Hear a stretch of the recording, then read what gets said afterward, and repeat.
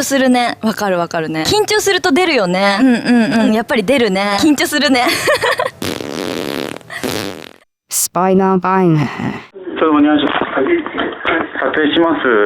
ダメですよ。撮影はダメですから。なんでですか？自分たちに都合悪いからですか？いや肖像権っていうのは私たちもね、あるので、それじゃあ、撮らなきゃ大丈夫ですか？ダメです。で、撮らないでください。じゃあ、録音でいいですか？ダメです。やらないでください。自分たちに都合が悪い証拠が残るからですか？アレクサ、今日の西暦。今日は2026年7月28日です。アレクサ、今の時間。午前1時48分です。はい、初見さんが来てもね、この喋り方から始まっているとね、事情状況わかんなくてもう見ませんよね。そういう収録にしかならないように妨害をされています。それからこれ自動音声、合成音声か。あれでやらない方がいいね。それもね。手間かかるしね。それもね。こんな感じで遠隔から電磁波攻撃されていて、それらの筋電センサー、体にどのぐらいどういう風に電気が流れているかとか、その辺もやろうとしているんだけれども、それもなかなか先に進めない嫌がらせされた状態。部屋にアース線持ってきても、それもまだただ持ってきただけでどういう接続とかね、やっていない状態。それから電磁波測定器も買っているんですけど、有効活用していない状態。たまにスイッチ入れて数値見ている程度の使い方しかできていない状態。で、さらにいろいろ見てても、連中のほのめかしの数字110とか32とか43、それは私を表す私の誕生日が4月30日なんで。その日に23条通報来をされたりとかしていますけれどもね。もう今みたいな喋り方しちゃうと、自動字幕の方もエラー出してくるような喋り方に持っていかれたりとかしていて。だから自動字幕の方でもエラーの出ないような喋り方、こっちでもやるとかいう工夫とかもね、成長もできない感じですよ。この喋り方させられている以上。いきますか。ESP32 のも夏読みですね。これは特に私の目的もそうなんですが、Wi-Fi とか Bluetooth の電波を把握するっていうことですね。で、Wi-Fi は、あれですね。皆様も使ってすげえなって思っている。で、それがもう慣れちゃったんで、その凄さもわかんなくなってきていると思われますけれども、はい、息切れ。Wi-Fi は、いろんな電波周波数か、カクテルしてるんですね。例えば FM 電波っていうのは、遮蔽物、障害物があると届かないんですよ。昔 FM 電波でトランシーバーとかあったんですけれどもね、子供の頃にね、あれはもう障害物があると届かなくて使えないみたいな。お互い見える位置じゃないと使えないみたいな安いおもちゃもありましたけれども、つまんないですよ。それ。意味ねえじゃんみたいな。糸電話よりも進んだねみたいな程度でしかなかったけど。Wi-Fi は、そういう直線でも届く電波と、あと迂回する。建物とか回り込んじゃったりする。迂回する電磁波電波とかいろいろ混ぜて、それでその特徴で、どんなとこにも電波が届くようにしちゃったのが Wi-Fi。で、それ、障害物回り込んだりとかするけども、空間でも結構、空間を把握する能力にも長けているっていうのに、使っているうちに気づいたんですよね。これ、研究者、電波に詳しい人たちが気づいたんですね。それでこのそれらの特徴を生かした ESP32 っていうのが出てきて。Bluetooth もその FM 電波とか、赤外線通信とか、テレビのリモコン Bluetooth 使ってんのあんのかな？あるか。スマホでやったりとかね。それ別に赤外線通信ではないですよね。まあそんな感じで、まあ、それと変わって、今まで従来は赤外線通信とかでやってたものを、今 Bluetooth でやるようになって、Bluetooth もそれなりに、強力なものですよね。キーボードの、私以前 YouTube で見たんですが、キーボードの、Bluetooth 接続の端末買って、最近じゃなく、出た頃のやつですね。そして、どこまで届くかっていう実験やってて。もちろん屋内じゃ普通につながるんで、キーボード持ったまんま外に出て、なんか距離測りながらボタンを押して、家の中で監視カメラみたいにしてパソコンの画面映した状態でね、やってましたけど、100メーター離れても届いてましたね。100メーターぐらい届きますってやってたね。ところがヘッドホンなんかだと、10メーター ?10 メーターとか5メーターでしょ？これ何なんだろうね。で、実際ヘッドホンって5メーター、10メーターしか届かないですよね。離れるとノイズ入ったり、切られたりしますよね。ゲップきた。攻撃。内臓に電磁波攻撃ね。あと皮膚。特に今日はね、この数時間以内はお尻にヒリヒリ、もうやけどになる攻撃食らってますね。まあそんな感じで Wi-Fi、Bluetooth ともにね、進化した電波、通信方法、ワイヤレスのこれが今ありますね。で、それ以外の電磁波、電波の使い方っていうのも市販されていない状態で進化していて当たり前っていう感じですね。それらで、ハイテク犯罪兵器というものを連中は、手に入れていて、それらで私たち意味不明に拷問されているという。この喋りが変になるのも、その意味不明な電磁波攻撃によるものですね。こっちで芝居でとか、私が病気でこんな喋り方になってるとか、そういうのではないです。そういうのではないです。同じ言葉2回繰り返す時が多いのは、これ電磁波の攻撃が来ていない時とそれが病んだ時と同じ喋り方、同じ言葉喋って、全然別に私普通に喋れる人ですよっていうのをアピールしているだけです。ただそれでコンテンツの質、収録の質っていうのは下がりますよね。私パトカーにも引き逃げされているし、生活安全課に23条通報乱用されて、精神疾患扱い、危険人物扱いされているんですけれども、別に私、この攻撃されていない場合、誰から見ても危険人物に見えないです。で、明らかにあからさまに本当に危険人物な人たちって、逮捕されても不起訴、罪に問われない状態になってるでしょ？で、危険人物でも何でもない誰から見てもこういう加害されなければ普通の危険人物でも何でもない人たちに危険人物に見えるように加害してるんですよ。生活安全課。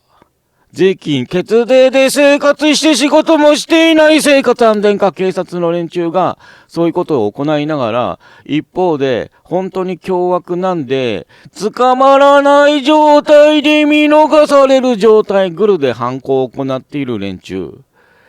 ヘマしすぎて捕まっても不起訴になるぐらいの、社会を構築してますよね。で、その危険な犯罪者の話にしながら犯罪も犯さないような私たちを危険人物状態に仕上げている連中が名乗っている組織名が生活安全課。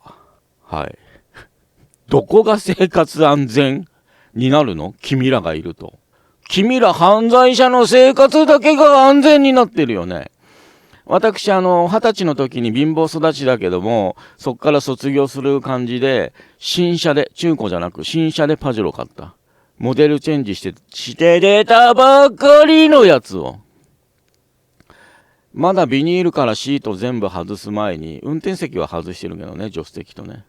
後部座席とか別に自分しか乗ってないから使わない感じで、まだ後部座席のシートのビニール外してない状態の新品、納車されたばっかりのパジェロ待ち伏せされて無灯火で突っ込まれて廃車にされましたよ。何回も言うけど。これからも何回も言うけど、この話。で、突っ込んできたの反社っすよ。反社関係者。警察署内で反社の名刺渡されたんですよ。自分が保護者なんで。どちらの2人怪我したんですよ。2人乗ってたんですよ。無灯火で突っ込んできた車に。で、運転手の方が妊娠したんですよ。入院中に。大腿骨骨折してるはずなのに。それで、どちらの保護者の方ですかって聞いたんだけど、いや、どっちもだって言うんだよね。自分が保護者代わりになってるから、みたいな。それ警察署内。で、私悪い事故じゃないですよ。無灯火で狙われて突っ込まれたんだから。で、その事故処理をしたのが蒲郡警察。で、私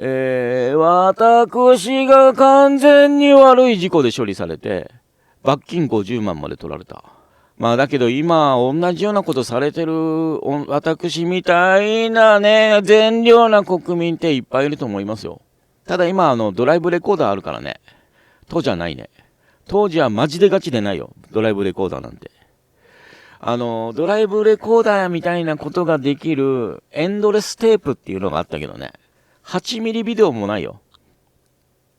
VHS テープとかね。磁気テープ。ベータマックスのビデオテープとかね。磁気テープ。そういうのはあって、それのエンドレステープっていうのはおそらくあったね。多分1万円近い値段すると思うよ。で、多分5、6分とかしか収録できないんじゃないのかな。そんなの、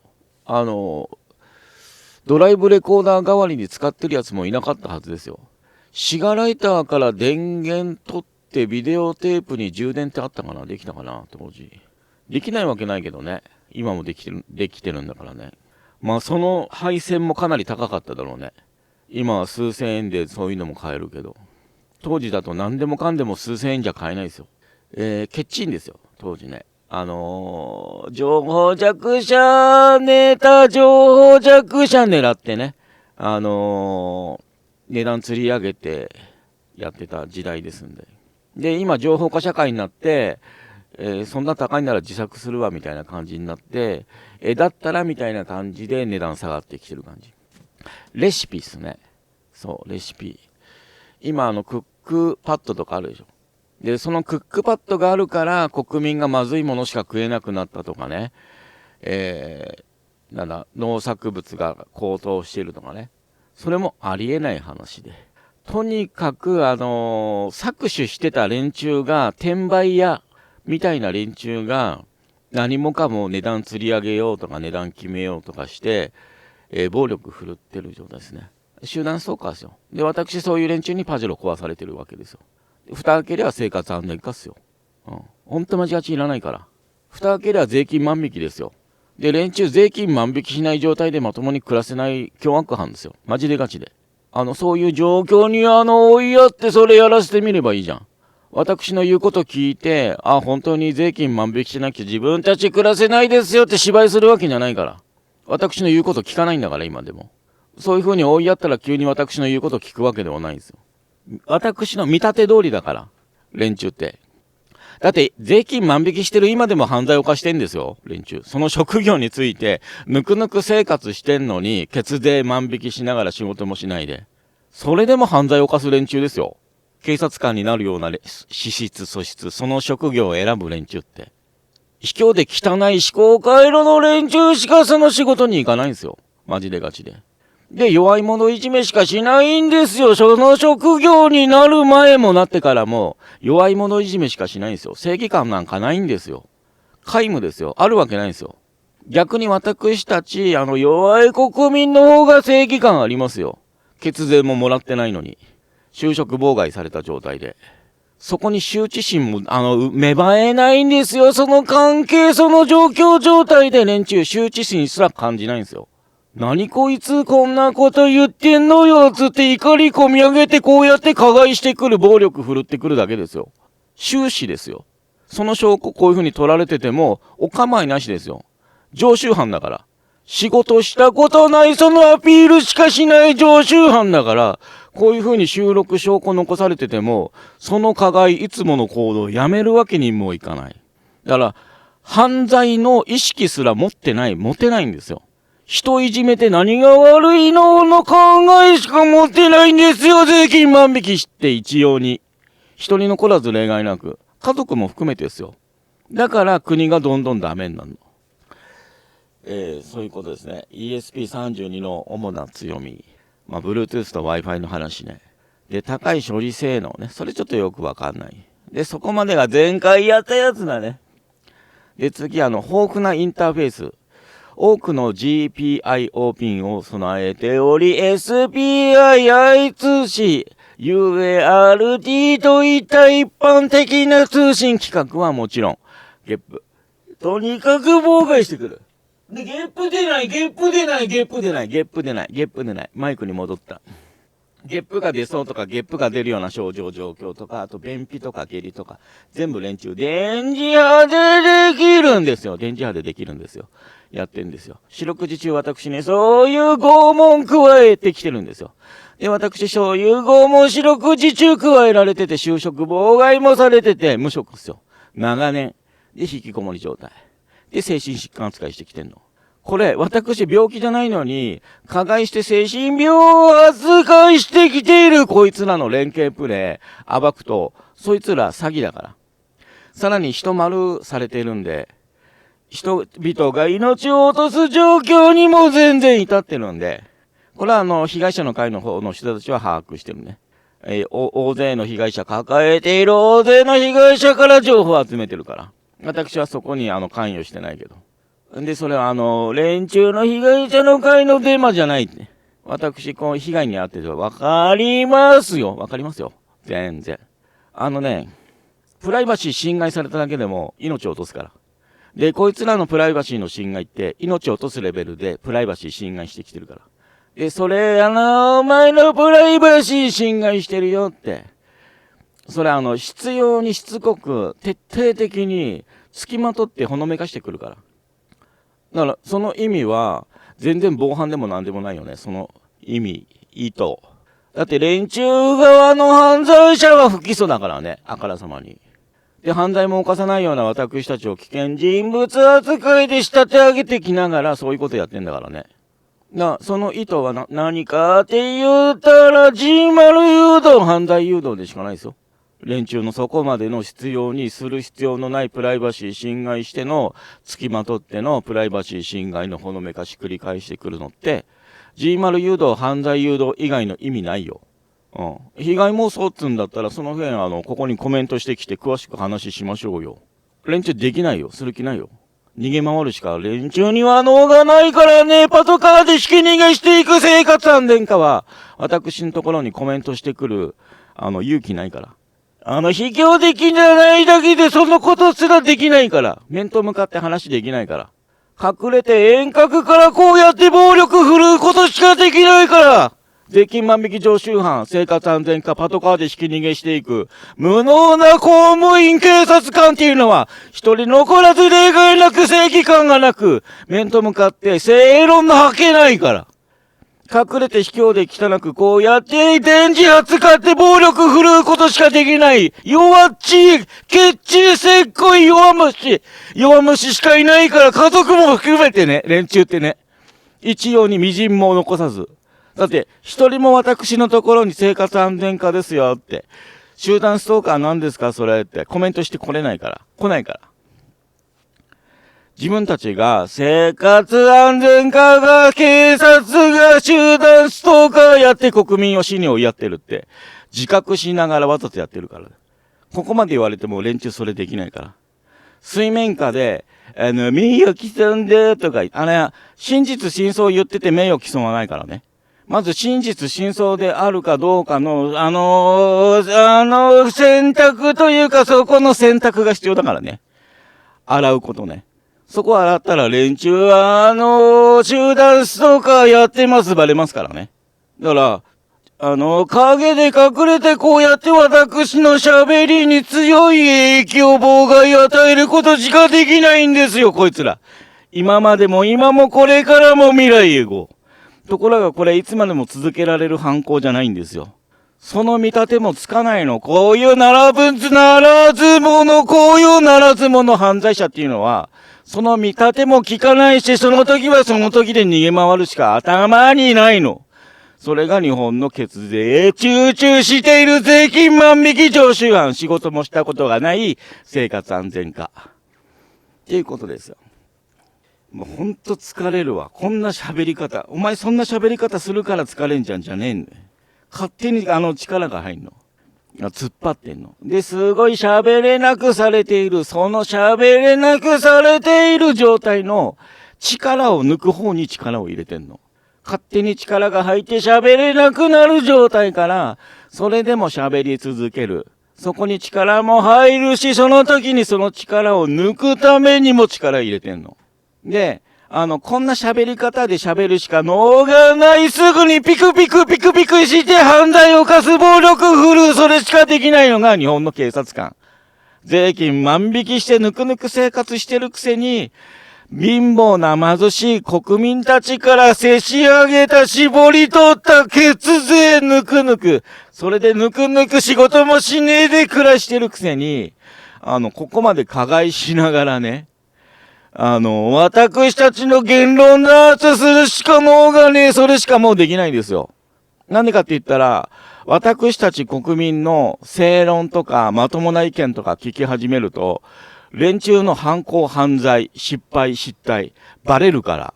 それ、バレるだけでも、いても立ってもいられないぐらいちんけなちっぽけな連中なんですよ、マジでガチで。勇気のかけらもないから、警察官って。権力の椅子に座って職権乱用して税金でぬくぬく生活して、で、それらが犯罪犯行で行われていて、それらをまともな意見、まともな視線で指摘されることすら、許されない、許せないレベルで犯行を行ってる。マジでガチで。で、自分たちよりも悪い人たちが必要になるから外国人入れて喜んでる。で、今それもできなくなってきてるでしょ。まともな視線で。で、連中の願いは戦争っすよ。真珠湾の時もそうでしょ。マジガチ日本人だけ、日本国民だけにね、必要のない連中じゃなく、世界にも必要のない連中なんですよ。洗えばいいっすよ。洗わせないでしょ。状況証拠っすよ。連中が怪しいっていう。で、その豊富なインターフェースね、いろんなピン備えてるとか、接続する部分ですよね。その辺まだ私の方わからない。今検索してもどうせわかんないんで飛ばしますね。省電力設計、ディープスリープモードなど、ただのスリープモードじゃなくね、そっからさらにスリープモードがあって、そこまでスリープさせると省電力機能が充実していると。で、バッテリーの、持ちをね、電力使わないで、潜伏して、長期間稼働させることもできるってことですよ。ゲップまで来た。ただこれ休眠状態、仮眠状態にさせとくだけで、機能させるには結局 Wi-Fi 電波とか発射してないといけないから。発射しなきゃね。発射してるとバレるから、なんかWi-Fi 電波出てるわってバレるから、潜伏させるためには、バレない程度に Wi-Fi 電波発射するかもしれないけどね。それから受信するにもね、ある程度バッテリー消費するんですよ。私コンビニでね、ネットつないでいた時期ですね、その辺のお勉強して、ノートパソコン持って歩いてたんだけど、それも今壊されてるからね。それを壊そうとしてパトカーでひき逃げしてきたからね、連中。まず最初に。で、その後、意味不明に職務質問。他の被害者のところをちょっと嗅ぎ回るっていうか、取材の下見。取材どころか、取材するつもりで行ってない。それができるとは思って行ってない。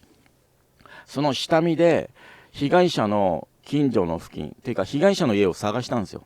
YouTube に出てたから。ここなんかわかるわ、つって。そしたら一発で見つかったんですよ。ブレインジャックっていうかコントロールされていってたね。で、私はそうやって動いてんだけど、それを知らずにミスリードしようとする連中が集団ストーカーだった、当時。あとヘリも上空飛んだね、その時。真上ね、もちろん。右の方とかね、後ろの方とか、音が聞こえるだけとかそういうんじゃなくて、全然真上ですよ。で、真上である程度スピードを落としてホバリングっぽいこともしたよね、あの時ね。で、その時に全然寄り道も何もしないで、直行でその人の家見つけて、で、帰るところですよね。そこに向かう時だっけかな。そうだね、向かう時だね。帰る時だね。その人の近辺に近づいただけでもう怪しい集団ストーカー現れたけどね。不敬みたいなやつかな。こいつ、この付近に住んでるやつ、こうやって今のタイミングでできたのかな、こいつみたいな。女が一人、30代半ばぐらいの女が一人。私は、こいつ不敬かなと思ったね。女性警官ね。で、私服で出てきたかなと思ったね。で、どっかから、そこに到達する前にもそういう連中いたんですよ。不敬みたいな連中。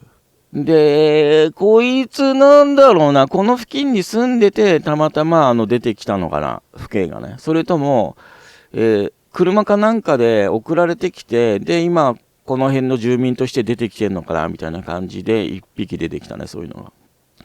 で、さらに、帰宅の途に着き始めて、ところですね、女児ですね。小学校3年生ぐらいかね、あれ。低学年系の。高学年には見えないね。それとそれの、おじいさんおばあさんかな、みたいのが、後ろで、見届け人みたいな感じで、犯行を見届ける。もう目撃証言者みたいな感じで、おじいさんおばあさん。で、それを追い抜いて、女児が、スクーター、足で蹴って進むやつ。あれで私のことも追い抜いていったんですよ。で、これ罠だなって私も気配感じていたんで、カニ歩きをして、ボディカメラ回しながら歩いてたんで、そのボディカメラに映り込むように回ってきた。で、その後に、もう、着々とですよ。1時間後、2時間後とかそういう話じゃなくて、それがあって、次の、右に回る道、次の交差点かな。直線の道でそれがあって、で、次右に曲がろうとしている私は、そこ右に曲がるかまっすぐ行くかで家に帰れる感じなんだけど、そこで、パトカー来たね。やっぱ来たわ、つって。で、何ですかって。そしたら、住民が怖がっている。通報が来ている。不審な人物がいる。君のことだ、つって。はぁ、つって。で、カメラの内容を見せろ、みたいな感じになって。じゃあそこはパチンコ屋あるから、そこの駐車場で見せますわ、つったら、ゾロゾロ来たからね。パトカーその1台に職務質問されたんじゃなくて、ゾロゾロ集まってきたからね。複数人。車3、4台来たよ。で、それの中の1台が刑事ですよ、刑事。警察、刑事。おまわりだけじゃない、制服の。で、それら複数人に囲まれて、お前今何移してきたのって。集団ストーカーの被害の、取材ですよ、つって。もう、その時は私、フリージャーナリストのつもりで動いてたんで、そういうふうに説明して。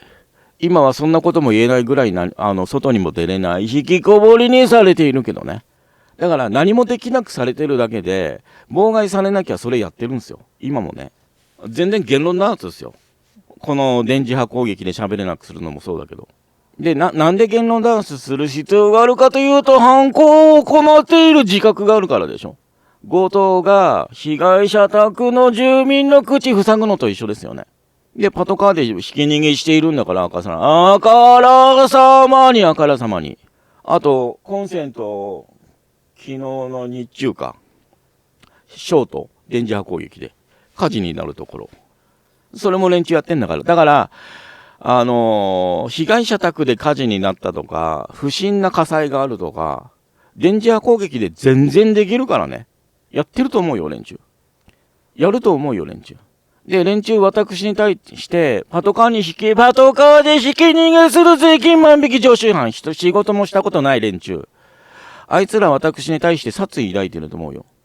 器ちっちゃいし、卑怯で汚いし、臆病だし、勇気が一切ないから。その状態で、職権乱用しながら、血税、チューチューしながら仕事もしねえでぬくぬく生活してんのに、私に殺意抱いてると思うよ。どんだけひねくれた汚い性格なの。それこそ病気の連中でしょ。言っとくけど。連中に加害されてこんなこと言ってる私を病人扱い連中してきてるけど、それも含めて連中の方が病気でしょ。当たり前の話。いや、連中、だから、その職権とか失って、例えば私みたいにフリーターやらせてみて、連中に。あと、連中に私みたいな加害、妨害されるような状況にしてみって。絶対生きてられないし、絶対犯罪犯行を行うから。警察になる連中って。特に生活安全課で生きている連中って。あと、警察官になりたくない人たちとか、警察すぐ辞める人たちも今いるでしょ。で、そういう状況下で残ってる連中って何なのってなるでしょ。そういう話も含めてだよね。ただ私からは元警察官も信用信頼されない状態だから、現状。そこまで怪しい、疑わしい、いらない、無能な連中になってますよ、今。何にも知らない人たちは、知らないわ。エキストラでしかないわ。パニック映画、災害の映画で、セリフもなしに、ただ逃げ回って、最後を遂げるシーンすらない人たち。でもまあ、映画の様子からその人たちあれだよね、みたいな。言ってるよね、みたいな感じの人たちでしかないですよ。今この状況下でこれだけわかりやすい状況下で、動き取らない人たち、言論も行使しない人たち、他人任せもしくは、悪であっても、生き延びるためにそっちにこびてる人たちっていうのは、私助ける必要ないと思ってるから。逆にいらねって思ってるから。で、今、いろんな命がけで、私以上にね、命がけで行動している、活動している人たちは、別に私、いらねとは思わないですよ。反対意見でもね。だから、エキストラもしくはエキストラ以下の連中が多いから、日本って今。いらないよね。で、インタビューとかすれば、偽善者な発言するでしょ。いらないよね。お前その気持ち、その発言するんだったら、普段どんな生活してんのって。自民に投票してますとかね。生活安全課に、ねぎらいの言葉かけてますとかね。まともな話、仕事しろとか、言わないですよ。私は言うよ、連中。連中に職務質問とかされても言いますよ。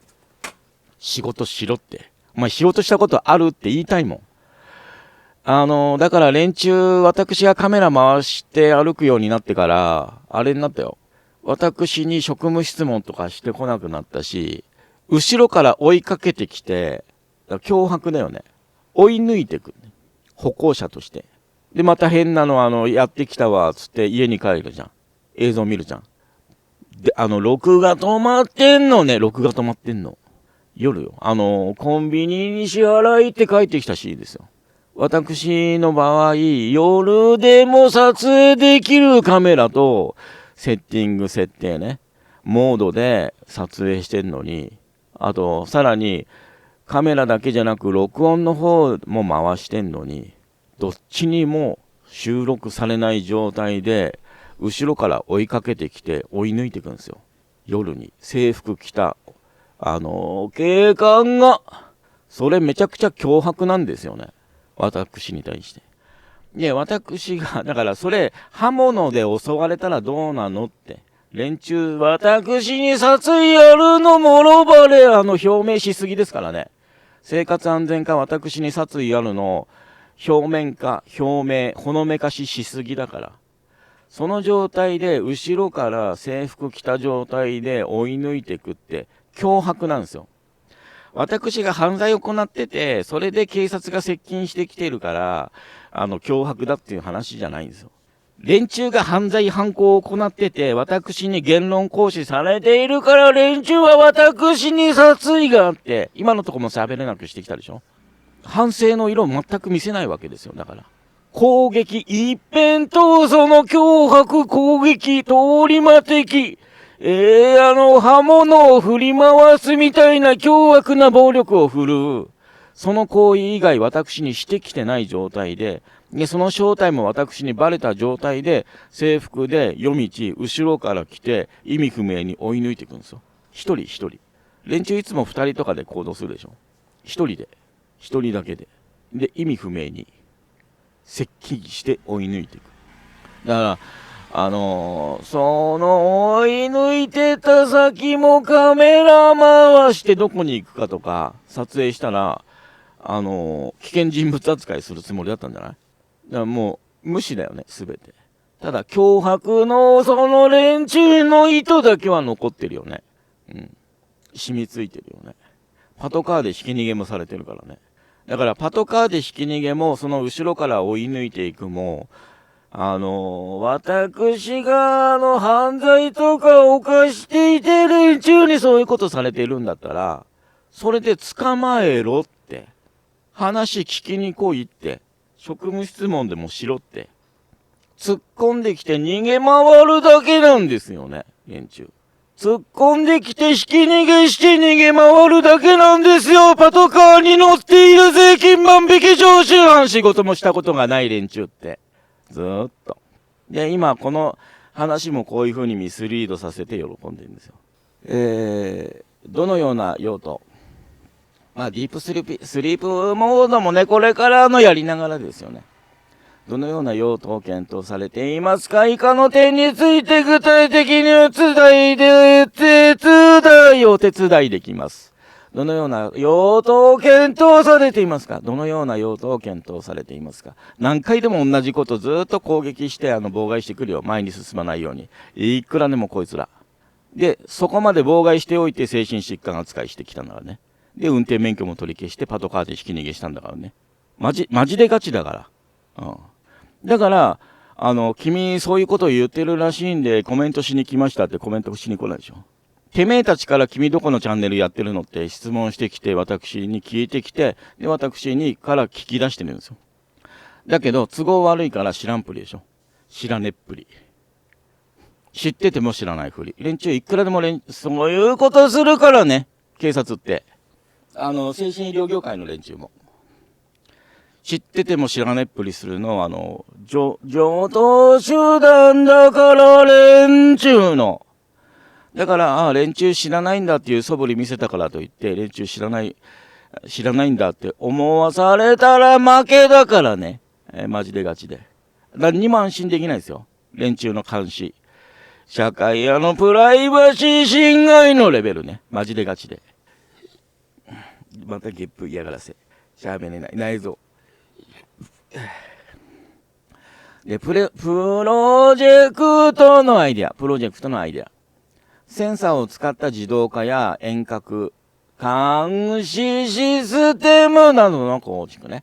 これを私はやりますね。プロジェクトのアイデア、センサーを使った自動化や遠隔監視システムなどの構築。で、私別に遠隔監視システム構築するつもりはないけれども、できるようになったらいろいろ面白いですよね。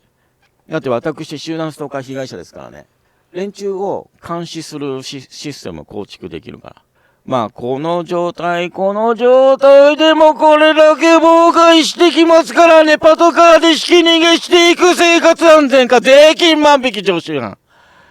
このレベルでもこれだけ妨害してくるんで、その遠隔監視システムって連中私に対してどれだけ妨害してくるか分かったもんじゃないよね。現時点ですでにね。で、皆様も、集団ストーカー被害者の皆様も遠隔監視システムって構築したいと思いますね。なので、その辺やっていきましょうと思いますよ。商品買ったら商品信じなきゃいけないでしょ。あいうえお700様が Amazon で見てて、柏村っていうメーカーの監視カメラ安くていいなとか言ってたけど、日本製じゃないでしょ。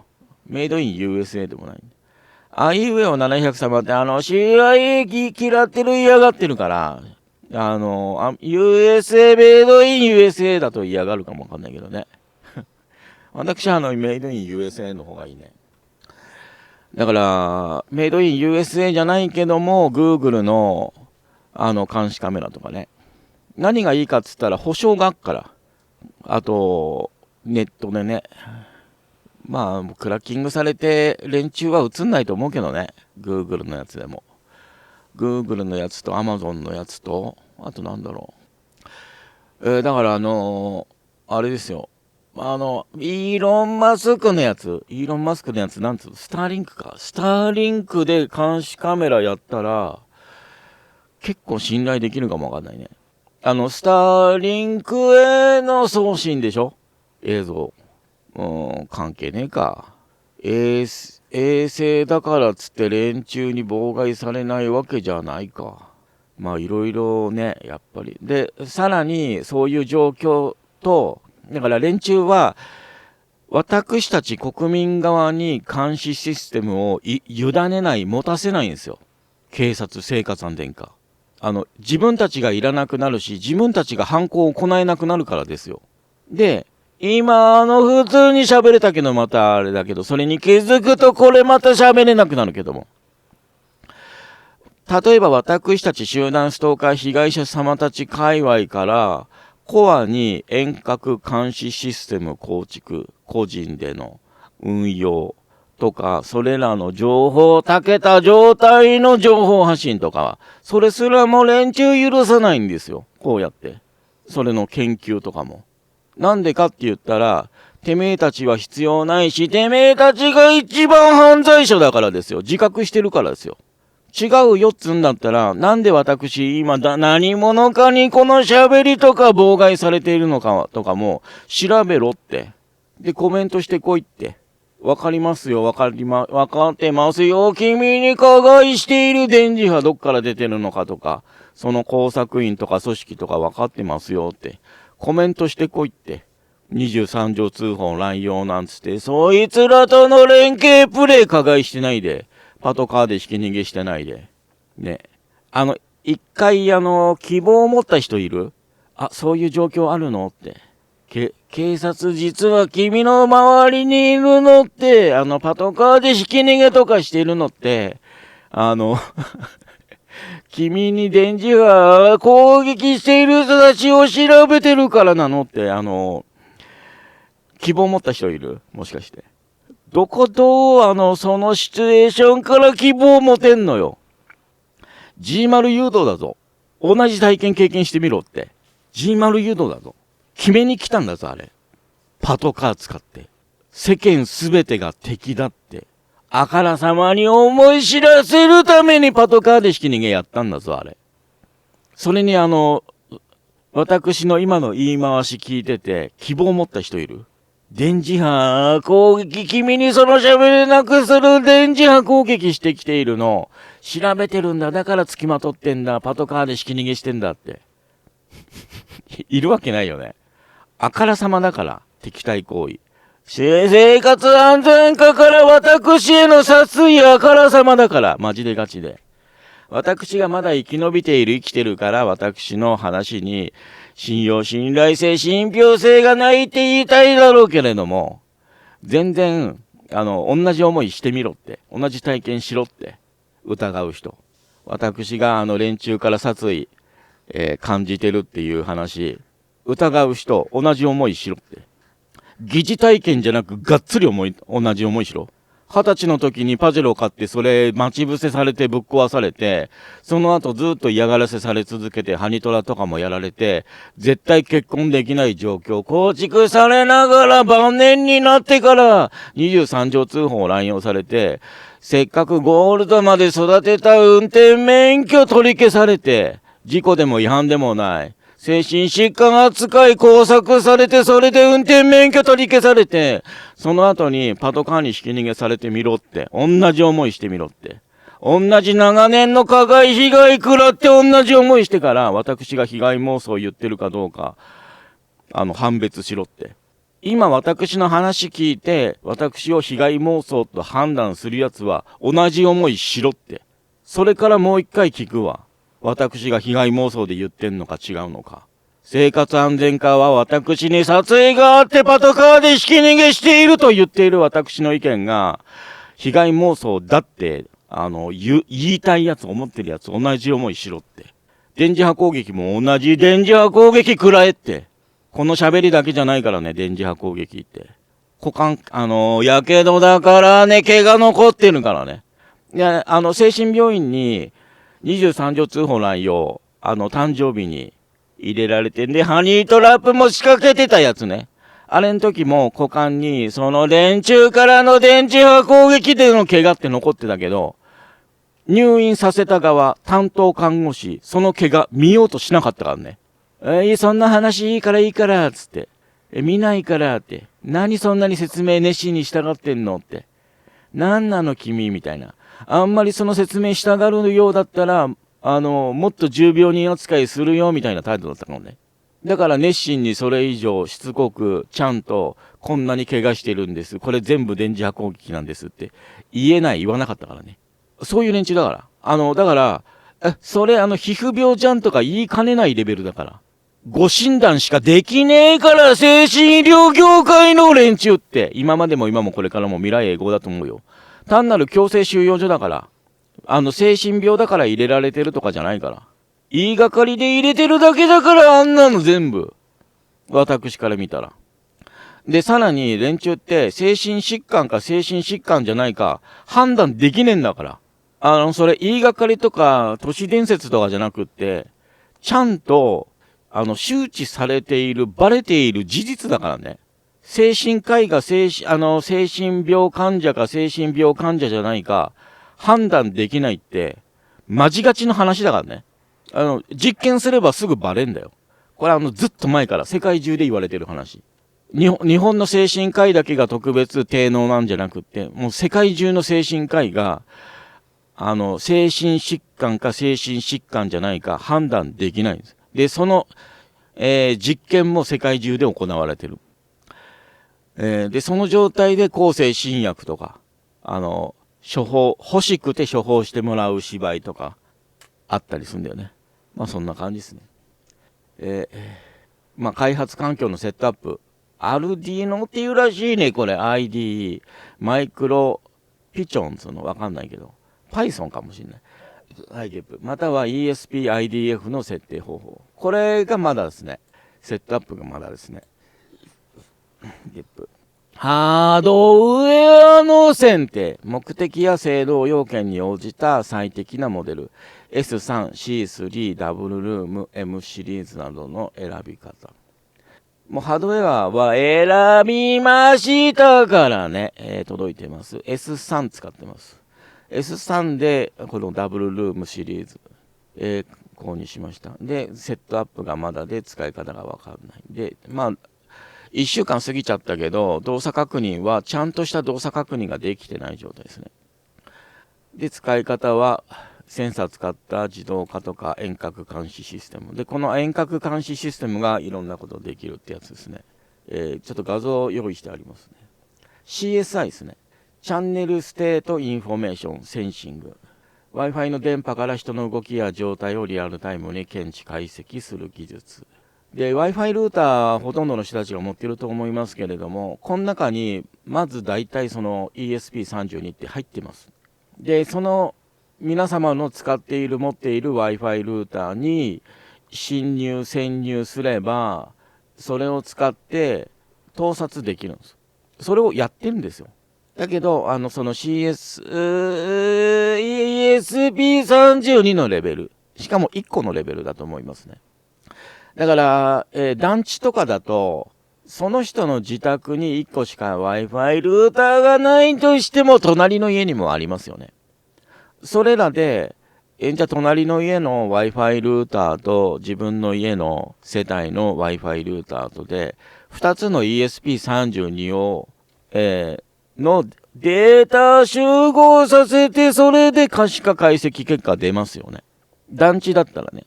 で、またその隣とかで、もう、私が ESP32 一気に最初から2つ買ったのと同じ話で、Wi-Fi ルーター、その団地のすべての Wi-Fi ルーター侵入してね。で、それらに組み込まれている、初めから組み込まれている ESP32 を使って CSI、チャンネルステートインインフォメーションセンシング、これ CSI センシングやれば、まあその団地のいろんな人たちの動き把握できちゃうわけです。盗撮カメラなくても、Wi-Fi の電波で、監視できるわけ、動きが。それで私みたいに電磁波でトイレに行かされたりとかするわけですよ。何の話って、ここにドアの開閉ってあるでしょ。ここ団地ドアの鉄だから、こういう CSI で判断見やすいですよね。ドアが開閉されてるかどうか。それから電気的にも勝手に開閉できるように、開閉どころか解錠できるように。鍵かけれなくなっちゃってるから、ここの団地。で、その、電磁波で便秘にしたり、下痢にしたりもコントロール可能。それから膀胱に攻撃してトイレに行かせる尿ですね。大から小からコントロールしてトイレに行かせることができるんですよ。団地の近所の連中の動き全部把握した状態でトイレに行かせることができれば、日中堂々と目撃者なしで家宅侵入可能なんですよ。全然余裕で。で、そういうことするためのインフラ整備してんですよ。全然余裕でその様子状況私見せてるでしょ。ちょっと仕組みの方行こうか、一回。電波が人や物体に反射、散乱することで生じる微細な変化。振幅位相を CSI として、チャンネルステートインフォメーションとして取得解析します。これなんだけれども、最初の方で言ったでしょ、Bluetooth とか Wi-Fi とかね。で、FM 電波トランシーバーなんかだと、遮蔽物があると、それでもう、届かなくなって使えない、面白くないとか言ったでしょ、最初の方でね。で、今 Wi-Fi 電波っていうのを作って開発してそれ使ってるんで、そしたら空間に電波が広がって、そしてその空間にあるものが動くと電波の変化も、反射してくるもので確認できて、盗撮みたいなことが可能になったっていうことですよね。その話ですね。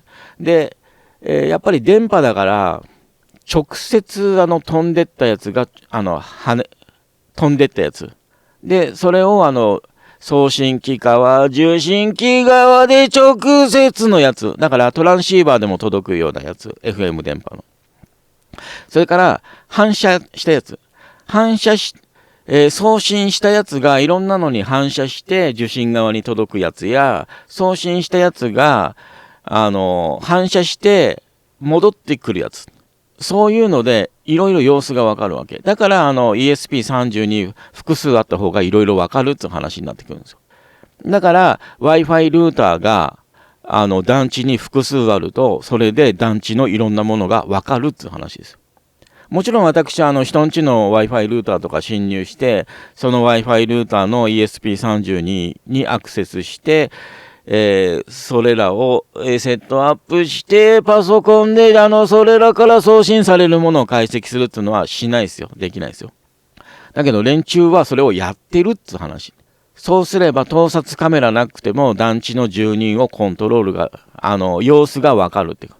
様子が分かって、さらにブレインジャックとかただ膀胱とか腸、便秘、下痢、それから尿ね、トイレに行くタイミングコントロールできるだけでもいろんなことができるんだけど、そんなもんじゃなく、ブレインジャック脳波も解析、可能な状態のことが運用されてるって話ですね。そしたら何ができるのかっていろんなことできるんですよ。マジでガチで。で、コントロールされている側はプライバシー侵害どころか、ブレインジャックのレベルになって、それから逃れられないと分かっただけでも、加害内容じゃなく、状況を把握できただけでも、またそこでも G 誘導があるんですよ。連中 G 誘導してませんよのレベルだと思うけど。G 誘導になっちゃうから、それ活用しないわけがないから、連中。だからいろんな G 誘導をくぐり抜けて、通り抜けて、耐えて、今ここにいて、そして発言してるんですよ。で、被害報告少ないでしょ。いくらでも丸する過程がありますからね。被害妄想で言ってんじゃないからね、これ。連中殺意あるよっつう話。で、YouTube だからあんまりその辺も強くあんまり、真実真相その辺突きつけて喋らないだけで。そこだけに念入りで喋ったら、めちゃくちゃ連中のそのあからさまな状態って伝えることできますよ。全然。で、こっちが言ってること嘘だって言いたいんだったら同じ思いしろって。おめえらって。聖火丹田か、警察。こっちが被害妄想だっつんだったら、だから、精神病院の看護師とか同じ思いしろ、同じ体験しろって。それでもこっち精神疾患扱いしてくるか、おめえらっつう感じ。まず精神病院の看護師とかの連中も電磁波攻撃、そういうのがあるということを認識しようとしないから。認めたら終わるから。あと、認めたらいろんな人たち、患者たち、いろんなね、接した人たちを自分たちが丸したって自覚することになるから、拒否反応も起きると思うよ。看護師のレベルだと。精神科医のレベルだったらもう確信犯だから。だから、精神科医のレベルの連中が確信犯で、その部下の看護師たちを洗脳してんだから。そんなことないっつって。だけど、うすうす感づいてると思うしね、看護師たちも。感づかないのちょっと頭おかしいと思う。現代ですでに、今後じゃなくって。まあ、そんな感じですよね。だから、この CSI センシングの話が、もっと世界一般に広まっていくと、なんていうのかな。もっと今以上になおさら、精神科医は確信犯だし、看護師たちも知らないわけがないっていう状況に至りますよ。今すでにその状態だから、専門家のレベルでは。高卒の看護師とか准看のレベルでもそうですよね。で、勤続年数3年5年とか10年20年だったらなおさらですよね。精神科医の現場、精神病院で准看看護師とかやるレベルで、勤続年数10年30年、そのレベルで、あとはあれか、看護師だから市長か。市長のレベル、役職ついたレベルの連中が、知らねえは通らねえよ。CSI センシング、電磁波、電波の話。で、それらで精神疾患みたいな状況が発生するっていう話。知らねえは通らねえから。あと、連中普段から検温で、非接触が終わった検温、体温計使ってっからね。それも同じような話ですよ。CSI と。あれ Wi-Fi 電波とか Bluetooth の電波じゃないと思うけどね。赤外線だと思うけどね。私は赤外線カメラ使ってるけど。で、その直接波と反射波ですね。これはあれですよ。例えばもう最近の話じゃないんだよ、これ。電波で直接波とか反射波とか電波で、物体を把握するレーダーの技術っていうのは最近発達した話じゃないんですよ。それで電波望遠鏡もあるんですよ。木星に CO2 がとか、H2O がとか、どのぐらいあるかとか、行ったことないのになんでわかんのって。またゲップ。で、そんなところのがそんなのがわかるんだったら、じゃあ地球上のどのぐらい、どういうふうにわかるのって。電波望遠鏡ね。その仕組みね。で、なんでわかるのみたいな話ね。で、例えば、まあ最近 AI、Google のさ、携帯電話で写真撮って、それ Google に見せると、あ、これは商品名なんですとか出るんでしょ今。私携帯持ってないから知らないけど。それ電波じゃないけど、そういう情報、カメラの情報と電波の状況、情報を集めれば、またなおさらいろいろわかるよ。だから、部屋にカーテンレールがあるね。で、カーテンがあるね。それで、カーテンレールはカーテンレールの影が出るでしょ。で、カーテンレールの素材、アルミだったり、木製だったり、それ電波の反射波で、反射してくる、戻ってくる電波で。金属だったら、80% 戻ってくるけど、木製だったら 60% しか戻ってこないとかいうので、カーテンレールの材質、素材。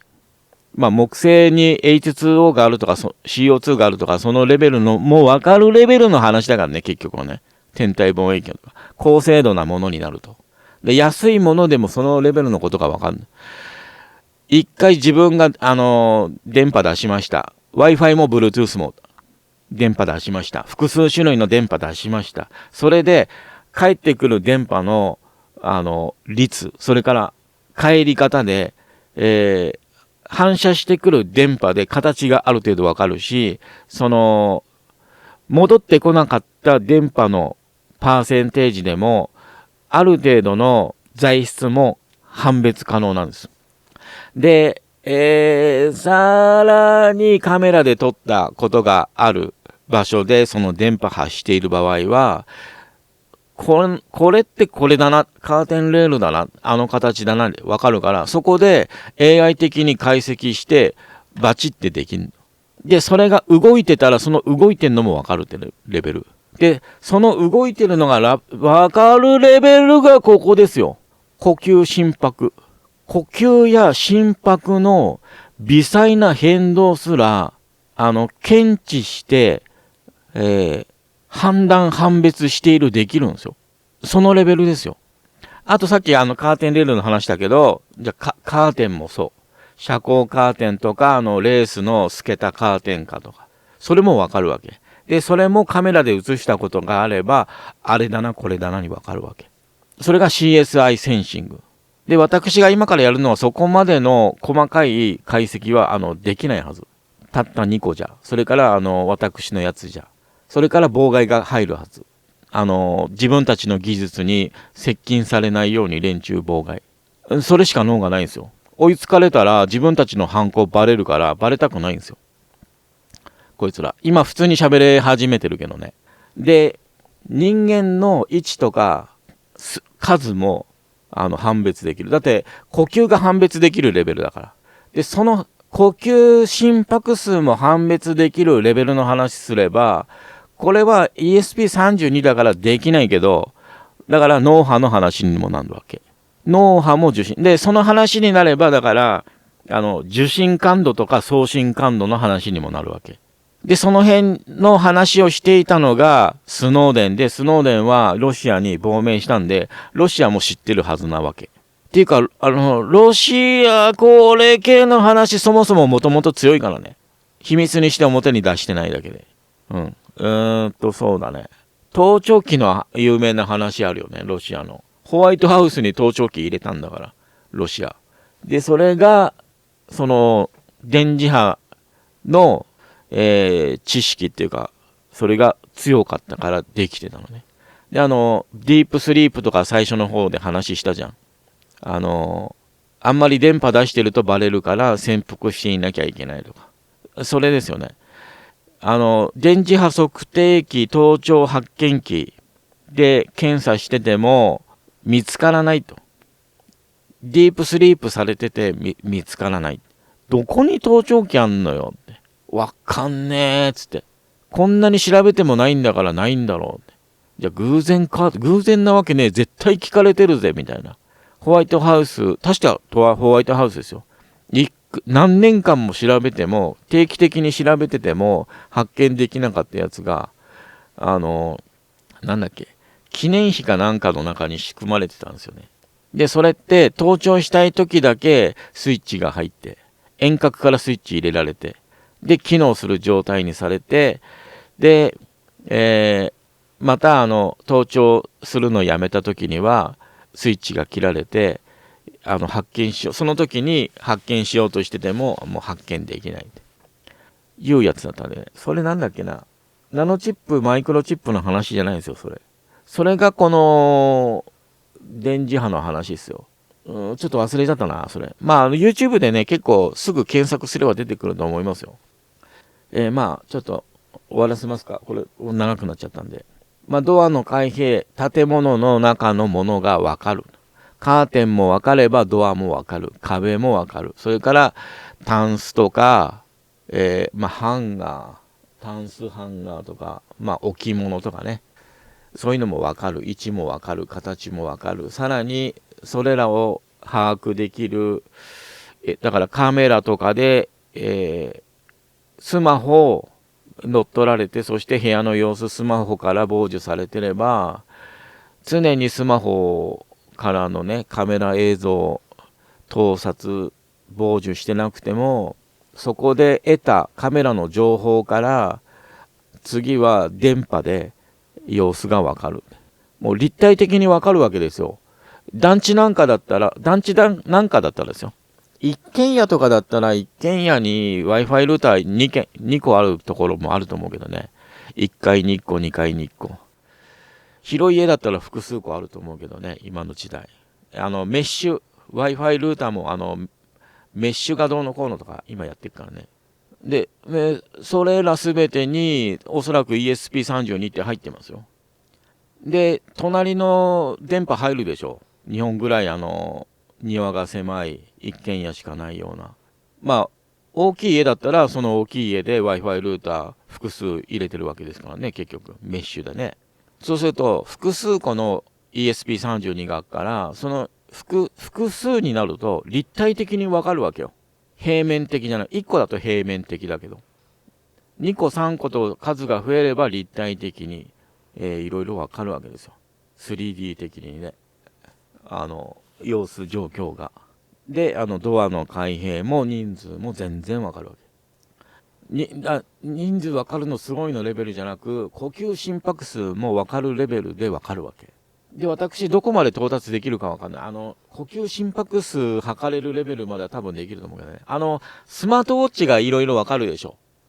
スマートウォッチ、万歩計とか、心拍数とか測るでしょ。スマートウォッチって。多分 ESP30 に入ってんだと思うわ。で ESP32 だとでかいかな。スマートウォッチに入るにはでかいかな。もう少しちっちゃいのがあんのかね。で、姿勢動作も全然わかるわけ。人数がわかるだけじゃなく、心拍数がわかるレベルで様子がわかっちゃってるんで、その微細な反応がわかるわけだから、姿勢もわかるわけ。全然。座ってる、立ってる、寝てる。どんな、寝方してるか。寝相か。寝相もわかるわけ。全然。ただ、心拍数がわかるレベルでわかるはずなのに、今はまだ、指がどういう風に動いてるかとか、指の向きとかね。それは、わかんない体裁になってるかな。これは市販品だからかもわからないね。脳波がわかるレベルブレインジャックやられている私たちは、もう全然ね、ミリのレベルで連中に見られてるよね。ミリのレベルのことができなきゃできないことされてるからね。指と爪の間、チクって攻撃されるとか。だから連中がわざとやってきてるよね。ダメージっていうか、パトチンカーで引き逃げ、煽り、びっくりさせようとしてもびっくりしないからつって、引き逃げするレベルの失敗ぶっこく連中ね。私に対して。で、いろんな揺さぶり、圧力、嫌がらせ、G 誘導、犯罪誘導してきてんのに、一向にことに至らないから、いろんな加害してきてるわけですよ。連中、私にね。で、こんだけミリのことが分かってなきゃ、盗撮できてなきゃできないんだぞって。お前そこまで分かってんだったら分かるだろっていう加害してきてるからね。マジでガチだから。で、この姿勢ね、さらに、だから今、性犯罪者とかに GPS 足首につけるとかやってるでしょ。つけるかつけないかとか。で、その装置でっかいじゃん。あれいらないんだよね。正味の話。あんなでっかいの。もう、ただの拷問嫌がらせでしかないですよ。かなりの。あんなのつけられたくないね。連中私に嫌がらせでつけたいかもわかんないけどね。で、今、VR ゴーグルとかで自分の体にセンサーつけて、さらに、ゲームを面白くするっていう試みというか、そういうのも全然運用されてて、VR ゴーグル自体に複数のカメラついてるんですよね、今ね。俺もまた気持ち悪いよね。欲しいと思ってるけどね。買おうと思ってますよ。今、ピコ4っていうのが出てるね。私が持ってるのがピコ2か。なんだけど、7、8万すんね。それとあともう一個、メタクエストか。メタクエストが今3で、私そのメタクエストが4になったら買おうと思ってるんですよ。ただどこまで進化してどんなのが出るのかちょっと分かったもんじゃないよね。カメラ何個ついてとか。で、VR ゴーグルだけでもカメラが複数個ついてて、そっからでもこの姿勢動作ってバレるんですよ。VR ゴーグルに。見られちゃって把握されてる。で、さらにそこにゲームをさらに楽しむために体にセンサーつけてんですよ、みんな今。みんなじゃないけどね。手首と足首かな。あと腰にもあるかな。で、ピコ4の技術だと、手は両手にリモコン持つんだよね、多分。で、足首に2つだけセンサーつけるのかな確か。全部で10万ぐらいのセットかな ?VR ゴーグルと合わせて。それでチャットやってんだよね。VR チャット。多分、それの面白さがわかんない人たちは何言ってんの何が面白いのそんなのって思って聞いてると思うけど。ただ足首に2つセンサーつけるだけで、全身の姿勢動作がバレる状態。VR ゴーグルのカメラと足に2つセンサーつけるだけで分かる状態、バレる状態なんですよ、今。だから CSI センシング、Wi-Fi ルーターからのその電波でのそれと VR ゴーグルと、足に2つだけセンサーつけるだけでもう自分で手かせ足かせつけてる状態ですね。で、それで何が悪いの悪いことしなきゃ何も問題ないじゃないになると思うけど、嫌われてるっていうか、悪いことしてない、嫌われることしてないから、それも関係ないって多くの人思うと思うけど、私もですよ、言ったけど。だから、優秀だったり、嫌われてなくて人気があると、攻撃されるんですよ。わかる？人気が出ないように、自分たちより親しまれないように、自分たちより人気が出ないように攻撃されるんですよ。それ、何が問題なのってなる。だから人気出ないようにこそこそしてりゃいいじゃん。その人たちより、賢くなければいいじゃん。バカでいればいいじゃんでしょ。そしたら今度、ダメ人間いらない人間扱いしてくんだよ。だから問題は連中であるか連中でないか。連中から嫌われてるか嫌われないかでしかなくて、それ何が問題なのってなる。それがそれらを分かって危惧してんのが監視管理社会嫌だなって言ってるやつですよ。言っとくけど、そこまで言われないと分からなかった、そこまで言われると監視管理社会怖い嫌になってきたってなる。ここまで言われないと分かんない連中って何も知らなくていい連中でしょ。ね。で、さらに自分が被害に遭っても関係ない連中でしょ。まさしくそれって病気だよね。私たちが病気扱いされてるけど、生きてるのか生きてないのか、丸されても関係ねえや。自分も親しい人たちも。そんなレベルの人たちでしょ。何が悪いのって。何騒いでんのこの人たちっていう人たちって。で、私はそういう人たち助ける必要ないから、そういう人たちに説明する必要もないと思ってるんです。で、そういう人たちって病気だよねって思うんですよ。だけど、私たちを病人扱いしてきてるんですよね。社会。それから、それに加担するんですよね。そういう人たちって。検知できる情報、姿勢動作、それから人の存在、人が移動してるかどうか。もう姿勢もわかるし、人数もわかるから、人がどこに隠れてるかとか、移動してるかとか、それもわかるよねって。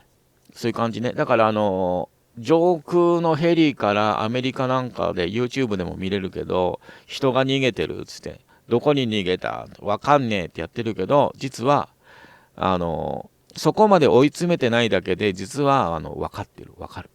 で、その分かるカメラとか情報っていうのは、表に出してきてない。出さない。状態。で、Wi-Fi、Bluetooth、赤外線、放射線、いろんなのを使えば、今、どこに隠れてても、分かる状態っていうことね。CSI センシングね。だから私たちが盗聴盗撮されてるって言ってんのは技術的情報であって妄想の話じゃないんですよ。で、次これだね。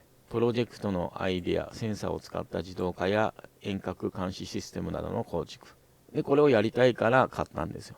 で、これはもう長くなったからここまでにしておきます。とりあえず以上です。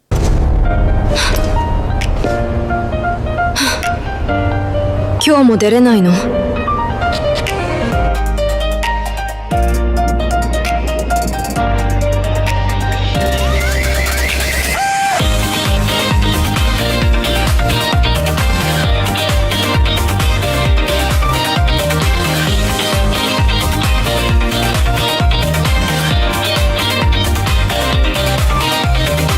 言っちゃいけないことは絶対に言う。そのためにここに立ってる。アイドルになった理由、飾るためじゃない壊すため。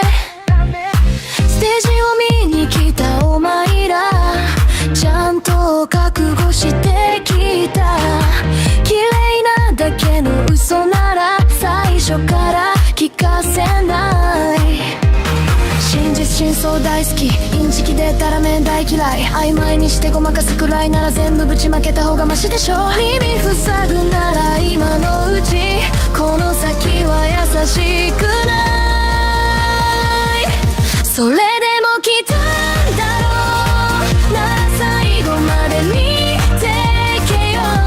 誰かの都合で作られた正しさなんて知らない。ここで鳴ってるこの声が今の私の全部だ。怖くないわけじゃない。でも黙る方がもっと無理。このまま消えるくらいな。嫌われたってここにいる。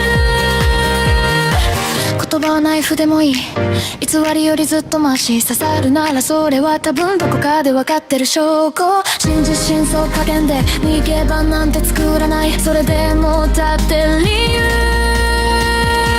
ここにしかないから。